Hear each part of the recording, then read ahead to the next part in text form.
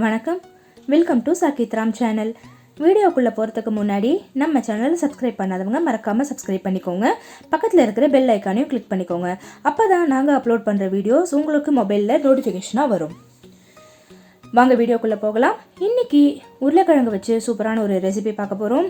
First ஒரு 1/2 kilo உருளைக்கிழங்கு எடுத்து நல்லா தோல் சீவிட்டு இதை மாதிரி நீளமாக கட் பண்ணிவிட்டு கொஞ்சமாக வெந்நீர் ஊற்றி 10 நிமிஷம் வச்சுக்கோங்க.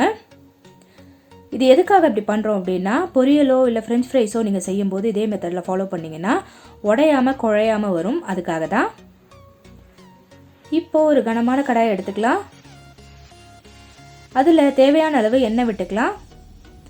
எண்ணெய் நல்லா சூடானதுக்கு அப்புறமா 1 டீஸ்பூன் கடுகு, 1 டீஸ்பூன் உளுத்தம்பருப்பு, 1 டீஸ்பூன் கடலைப்பருப்பு, 1 டீஸ்பூன் ஜீரகம் போட்டு நல்லா சவக்க வறுத்துக்கலாம். அதுக்கப்புறமா கட் பண்ணி வச்சுருக்கிற இந்த உருளைக்கிழங்கை நல்லா தண்ணியை வடிச்சிட்டு ஆட் பண்ணிக்கலாம். இந்த ரெசிபிக்கு நம்ம தண்ணி ஊற்ற போகிறது கிடையாது, அப்படியே மூடி வச்சு வேக வைக்க போகிறோம். ஃபஸ்ட்டு மூடி போட்டு 5 நிமிஷம் வச்சுடுங்க. இப்போது நல்லா வெந்துடுத்து.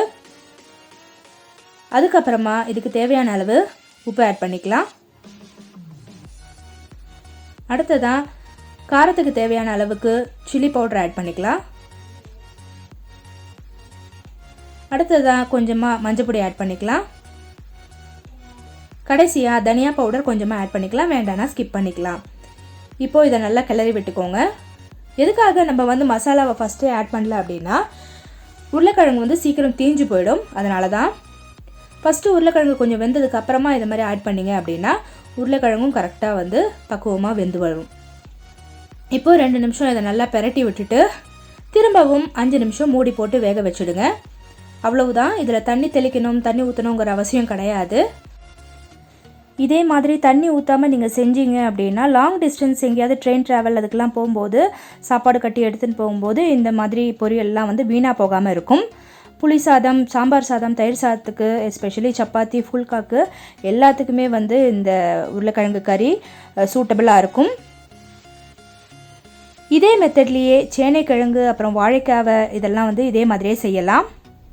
ரொம்பவே சிம்பிள் தான்.